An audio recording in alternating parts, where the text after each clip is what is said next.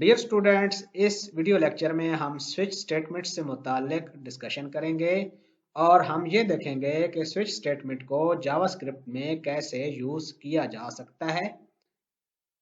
Switch statement में ये capability है कि ये मल्टीपल इफ चेक्स को रिप्लेस कर देती है।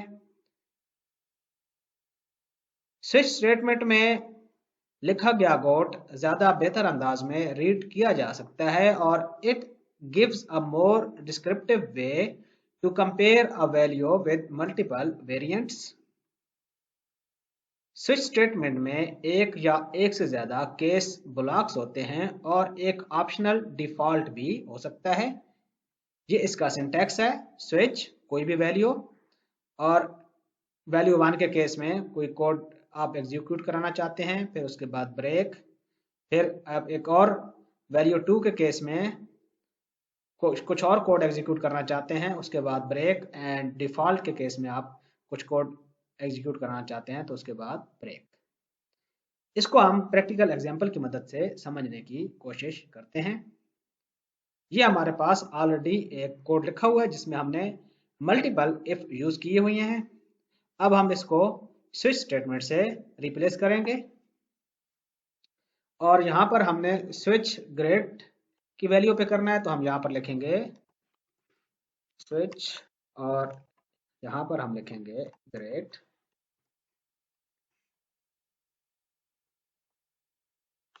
और ए के केस में अगर हमारे पास ये वैल्यू ए है तो हम चाहते हैं कि ये वाला कोड एग्जीक्यूट हो,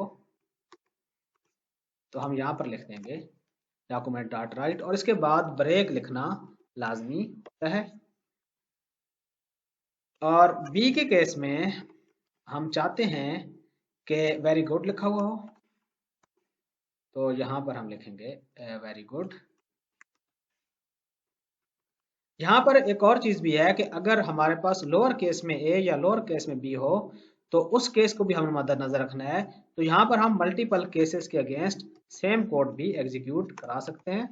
ये देखें, हमारे पास मल्टीपल केसेस हैं, यानी 2 केसेस हैं और हम सिर्फ ये कोड एग्जीक्यूट कराना चाहते हैं, तो ये पॉसिबल है।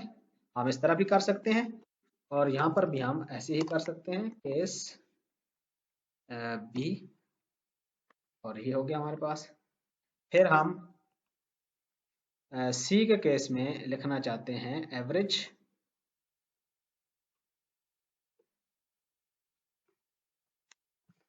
और जाहिर है यहाँ हमारे पास जो केस होगा वो सी का होगा, सी।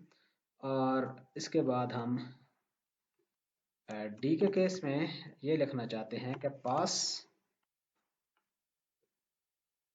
पी ए डबल एस, और उसके बाद एफ के केस में हम लिखना चाहते हैं फेल। और अगर इनमें से कोई भी केस ना हो, यानी कि कोई और वैल्यू प्रोवाइड कर दी जाए जो कि ए बी सी डी या एफ ना हो, तो हम लिखेंगे default DEFAULT document dot right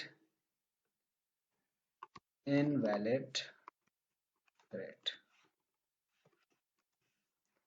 और इसके बाद ब्रेक लगाने की ज़रूरत नहीं है क्योंकि उसके बाद ऑटोमेटिकली हमारे पास स्विच का ब्लॉक ख़त्म हो चुका होगा। और अब इस इफ़ की ज़रूरत नहीं है, हमने ये सारे कोड को स्विच के थ्रू रिप्लेस कर दिया। और अब यहाँ पर आप देख सकते हैं ये ज़्यादा रीडेबल है as compare to multiple ifs.